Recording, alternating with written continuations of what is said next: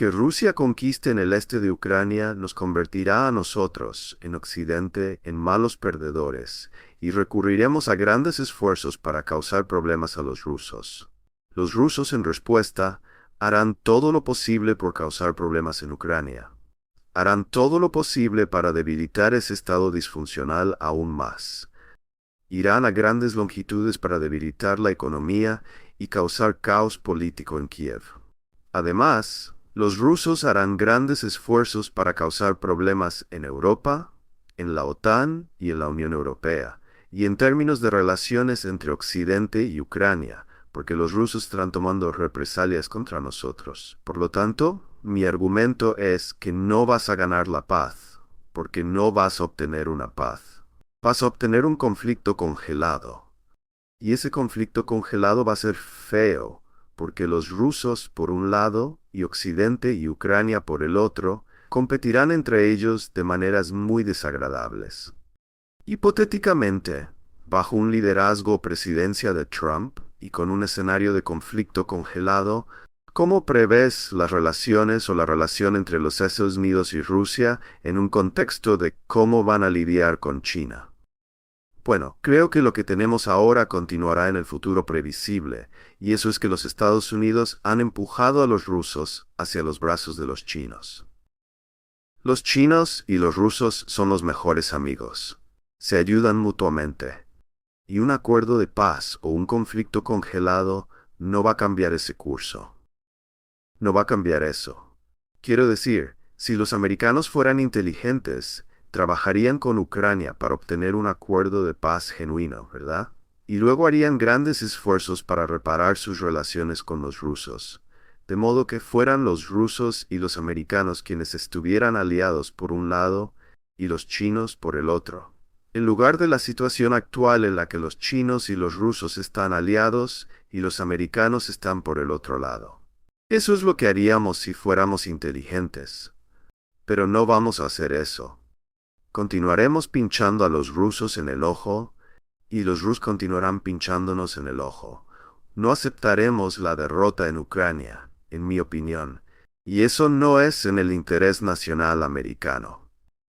Sabes, aludiste a esto antes en el sentido de que la opinión pública en los Estados Unidos, con respecto a lo que está pasando en Ucrania, puede no necesariamente manifestarse en la política, ¿verdad? ¿Y cómo explicas la divergencia o la brecha, la desconexión entre política y política? Bueno, tenemos un establecimiento de política exterior que comúnmente se llama el blob. Es una especie de término despectivo, pero se usa a menudo. Y el blob, o el establecimiento de política exterior, a menudo actúa de manera que está en desacuerdo con lo que realmente quiere el público. ¿Quieres recordar que tanto Barack Obama como Donald Trump se postularon contra el establecimiento de política exterior? Obama dijo que lo que tenemos que hacer es terminar todo este énfasis en la construcción de naciones en el extranjero, interviniendo en la política de otros países y en su lugar centrarnos en la construcción de la nación en casa. Trump no era alguien que estuviera interesado en correr por el mundo y hacer ingeniería social al final de un cañón, como lo estaban muchos de sus predecesores. Trump, con todos sus defectos, no es un belicista, y se jacta del hecho de que sabes que fue el único presidente en tiempos recientes que no comenzó una guerra durante sus 4 años en la Casa Blanca. Y eso es cierto, pero tanto Obama como Trump fueron rechazados por el establecimiento de política exterior. Obama dio una famosa entrevista con Jeffrey Goldberg de la revista Atlantic justo antes de dejar el cargo, donde efectivamente dijo que en su lucha contra el blob ganó.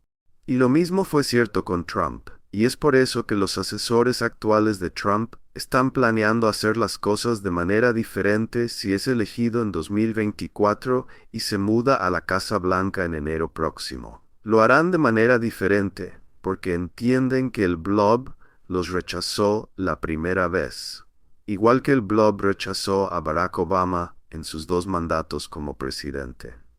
Entonces, ¿ves lo que tenemos en los Estados Unidos es una verdadera disyuntiva entre el establecimiento de política exterior por un lado y el público por el otro? Y si hablas de Ucrania, está bastante claro que la opinión pública sobre Ucrania es notablemente suave.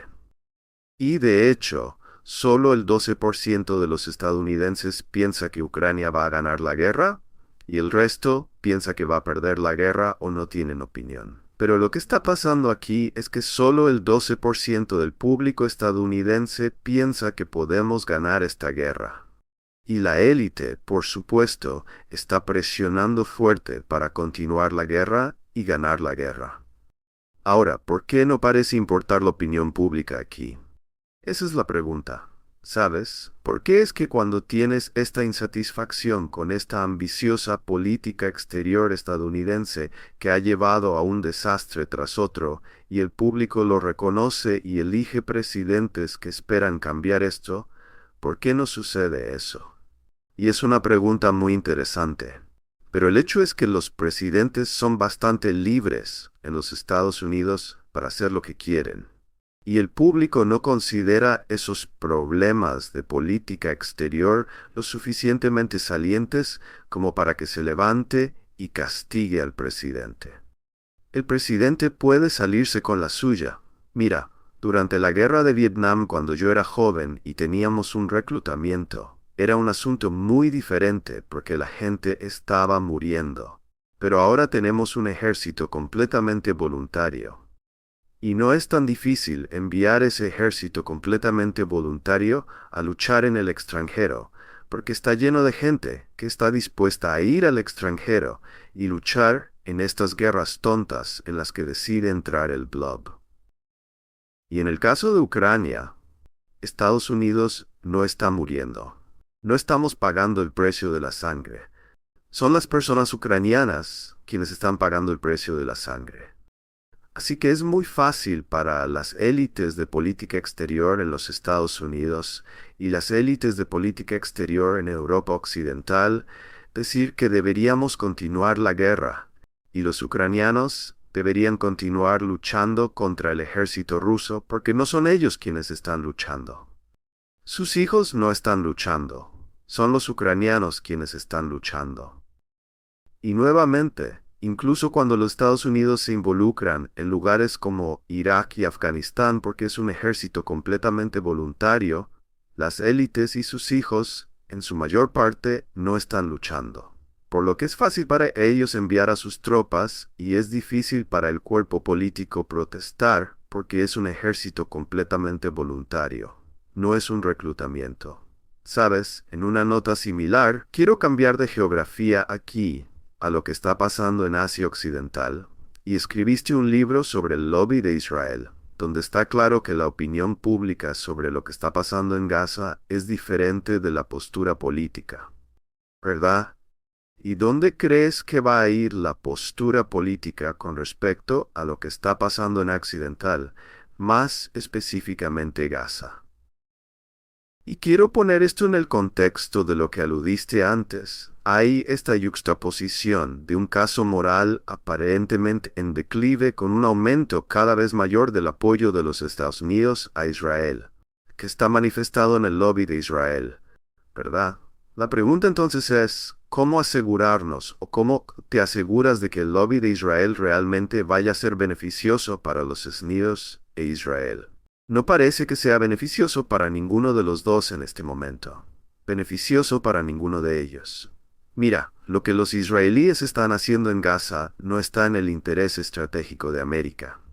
Y de hecho, el presidente Biden lo entiende ahora. Y el presidente Biden está interesado en reinar a los israelíes. Ha usado un lenguaje como este. Ha dicho que el comportamiento israelí es excesivo. Ha dicho que están involucrados en una campaña de bombardeo indiscriminado. Y está bastante claro que ha tenido numerosas conversaciones telefónicas con Benjamin Netanyahu, donde ha intentado contenerlo y ha fracasado. Ahora, acabo de hacer el punto de que esto no está en el interés estratégico de América desde un punto de vista moral. Claramente no está en nuestro interés. Es bastante claro para mí que los israelíes están cometiendo un genocidio en Gaza. Y de hecho, la Corte Internacional de Justicia acaba de dictaminar que hay pruebas sustanciales para pensar o concluir que Israel está llevando a cabo una campaña genocida contra los palestinos. Bueno, la administración de Biden es cómplice de esta campaña genocida. Esto no está en el interés nacional de América de estar involucrado en una campaña genocida. Y además, como dije antes, no está en nuestro interés estratégico. Entonces, la pregunta es, ¿por qué Biden no puede usar la inmensa palanca que tiene a su alcance como presidente de los Estados Unidos para coaccionar a los israelíes para que detengan esta campaña asesina? Y la respuesta es el lobby de Israel. El lobby de Israel es uno de los grupos de interés más poderosos en los Estados Unidos y ejerce una tremenda influencia sobre cómo se ve la política de Medio Oriente de los Estados Unidos. Y Joe Biden se encuentra en una situación en la que no hay forma de que pueda hacer que Israel cambie su comportamiento sin pagar un precio político enorme. Y para alguien que se postula para la reelección en noviembre de este año, lo último que quiere hacer es enfrentarse al lobby de Israel, porque si él, ya sabes, se enfrentara a Israel y se pusiera duro con Israel y usara toda esa palanca coercitiva estadounidense sobre Israel, el lobby iría tras él con todo, y se asegurarían de que fuera derrotado en el otoño. Así que Biden, aunque piense que lo que Israel está haciendo no está en el interés estratégico o moral de América, es incapaz de hacer algo para detenerlo, y es nuevamente en gran parte debido al lobby. Pero en la medida en que, para algunos israelíes y para algunos miembros de la comunidad judía, este lobby no es beneficioso para Israel, hay esperanza de que este lobby avance de una manera que sería beneficiosa tanto para, esperemos que los Estados Unidos, Israel y el mundo. No, ciertamente no es beneficioso para los Estados Unidos. Mira, los Estados Unidos e Israel son dos países separados, ¿verdad? Y como cualquier dos países separados o cualquier dos países en el planeta, a menudo tienen intereses diferentes. Y lo que hace el lobby es que empuja a los Estados Unidos a apoyar los intereses de Israel. El lobby básicamente piensa que no hay diferencia entre los intereses de América y los intereses de Israel. Pero siempre hay diferencias entre los intereses de dos países. Y lo que quiere el lobby es que efectivamente apoyemos a Israel incondicionalmente. Y ciertamente habrá ocasiones en las que apoyar a Israel tiene sentido desde un punto de vista estadounidense, pero no necesitas un lobby en esos casos. La razón por la que necesitas un lobby, la razón por la que el lobby trabaja tan duro, es porque hay muchos casos en los que los intereses de Israel están en conflicto con los intereses de América.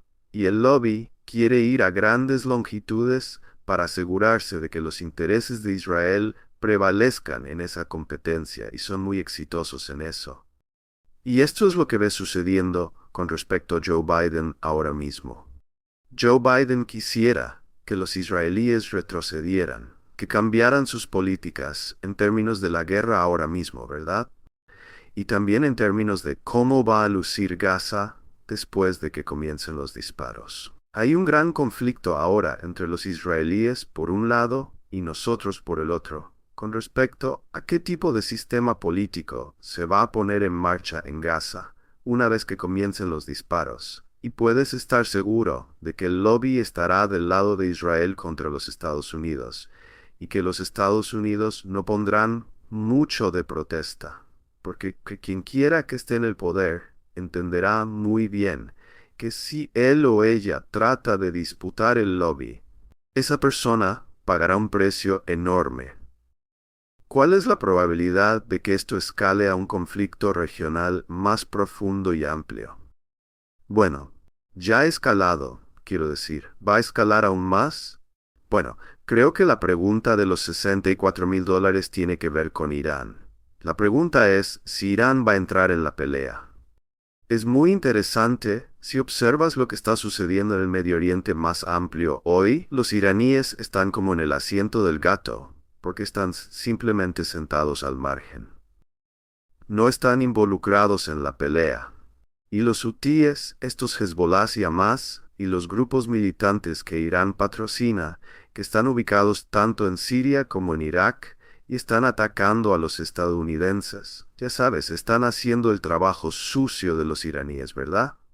Desde un punto de vista iraní, esta es una buena situación, porque lo último que los iraníes quieren hacer es involucrarse en una guerra con Israel o con los Estados Unidos.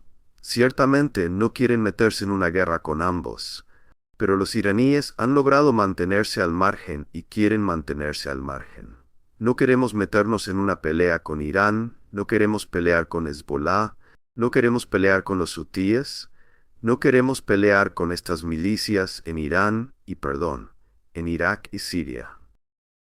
No queremos que la guerra se extienda. Queremos estabilidad en el Medio Oriente para que podamos concentrarnos en China y concentrarnos en Ucrania. Pero las cosas han comenzado a salirse de control. Pero no creo que nos vamos a meter en una guerra con Irán porque ellos no lo quieren y nosotros no lo queremos. Los israelíes quisieran vernos metidos en una guerra con Irán. Pero creo que el presidente Biden hará grandes esfuerzos para que eso no suceda. ¿Cuál es la esperanza para una solución de dos estados entonces? Prácticamente ninguna. Los israelíes no tienen interés en nuestra vida. Realmente, prácticamente ninguna. Prácticamente ninguna, incluso dada la implosión política dentro de Israel, o eso realmente va a exacerbar. Sí, quiero decir, con los israelíes, quieren limpiar a los palestinos en Gaza y quieren limpiar a los palestinos en Cisjordania. Es muy importante entender que lo que está sucediendo aquí es que Israel, como resultado de la guerra de 1967, ha creado efectivamente un Israel más grande. Y el Israel más grande incluye las fronteras de Israel en 1967, más Jerusalén Oriental, más Cisjordania, más Gaza. ¿Eso es Israel más grande? Y dentro de Israel más grande tienes aproximadamente 7.300.000 palestinos y aproximadamente 7.300.000 judíos israelíes. ¿De acuerdo? Así que piensa en lo que está pasando aquí. Tienes este gran pedazo de territorio, Israel más grande, que tiene aproximadamente un número igual de palestinos y judíos, y avanzando, parece que el número de palestinos será mayor que el número de judíos. Eso significa que no puedes tener un Israel más grande democrático, donde tienes un voto por persona, porque ya no será un Estado judío, se convertirá en un Estado palestino. Por lo tanto, la democracia está fuera de la mesa con respecto a una solución de dos estados donde los judíos israelíes obtienen el Israel pre-1967 y los palestinos obtienen Jerusalén Oriental, Cisjordania y Gaza. Los israelíes no están dispuestos a aceptar eso. Punto final. No están dispuestos a aceptarlo. Y dada la potencia del lobby, Estados Unidos no va a obligarlos a aceptarlo, y ciertamente ningún otro país lo hará, ¿verdad? Así que la solución de dos estados está fuera de la mesa. Una solución de un estado donde tienes una democracia está fuera de la mesa. Eso deja dos otras opciones. Una es un estado de apartheid, donde los judíos israelíes tratan a los palestinos como ciudadanos de segunda sino de tercera clase. Y eso es lo que tienes ahora. Israel es un estado de apartheid. Human Rights Watch, Amnistía Internacional y B'Tselem, que es el grupo de derechos humanos más grande dentro de Israel, han escrito informes extensos que hacen el caso persuasivamente. Argumentaría que Israel es un estado de apartheid. Y de hecho hay líderes israelíes que usan exactamente esa retórica. Muchos israelíes comprenden que Israel se ha convertido en un estado de apartheid y es difícil evitar eso cuando tienes 7.300.000 palestinos y 7.300.000 judíos israelíes. Así que tienes un estado de apartheid. La opción final es la limpieza étnica. Y resuelves el problema del estado de apartheid limpiando Gaza y limpiando Cisjordania. Y entonces tendrás un Israel más grande que está lleno de judíos israelíes, y donde hay un 20% o menos de palestinos. ¿Es esto lo que se suponía que debía ser el sionismo? ¿O tú crees que la ideología sionista ha evolucionado durante las últimas décadas? El sionismo desde el principio se trataba de crear un Estado judío, pero no hasta el punto de ser genocida o de limpiar, como dices. No, los sionistas entendieron desde el principio que tenías que limpiar. No hay manera. Los judíos o sionistas que salieron de Europa y llegaron a un área llena de palestinos y crearon un Estado judío sin limpiar el área, lo entendieron desde el principio. Esto está muy claro en el registro histórico. Los sionistas que salieron de Europa, y ya sabes, sentaron las bases de lo que es Israel hoy, eran personas muy inteligentes, muy astutas. Sabían exactamente lo que estaban haciendo, y entendían que tendrían que hacer cosas horribles a los palestinos para crear un Estado judío. Era simplemente inevitable. No había otra manera de crear un Estado judío.